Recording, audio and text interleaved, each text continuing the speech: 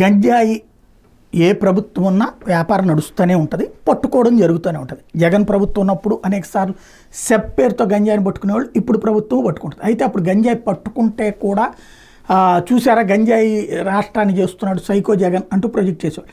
ఇప్పుడు గంజాయి పట్టుకుంటే అద్భుతంగా సాధించామని ప్రొజెక్ట్ చేస్తున్నారు. అదొక్కటే, అంటే విషయం నిజం, బట్ వార్తలో తేడా. ఇప్పుడు వచ్చేటప్పటికి నరసరావుపేటలో గంజాయి చాక్లెట్లు పట్టుకున్నారు, ఆయుర్వేద రూపంలో ఉన్న గంజాయి చాక్లెట్లు అమ్ముతుంటే పట్టుకున్నారు. 175 గ్రాముల గంజాయి, 400 గంజాయి చాక్లెట్లు స్వాధీనం చేసుకున్నారు. పనిచేసే కార్మికులు, చదువుతున్న విద్యార్థులే టార్గెట్గా ఈ గంజాయి అమ్మకాలు జరుగుతున్నాయి. ఒరిస్సాకు చెందిన ఉదయానందిని అరెస్ట్ చేసి కేసు నమోదు చేసి విచారిస్తున్నారు ఎక్సైజ్ పోలీసులు. జిల్లా సూపరింటెండెంట్ ఇది స్వయంగా పరిశీలించారు.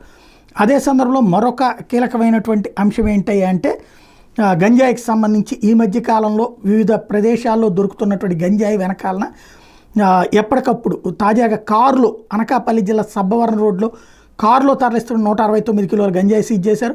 పాడేరు నుండి గాజువాక ఆటో నగర్కి తరలిస్తున్నారు. ముగ్గురిని అరెస్ట్ చేశారు పోలీసులు. అంటే గంజాయి అనేది దొరక్కపోవడం అనేది లేదు, దొరుకుతూనే ఉంది.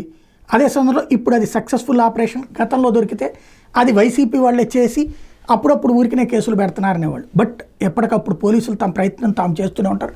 కానీ గంజాయికి సంబంధించిన మూలాలని నియంత్రించడమే ఇక్కడ కీ పాయింట్.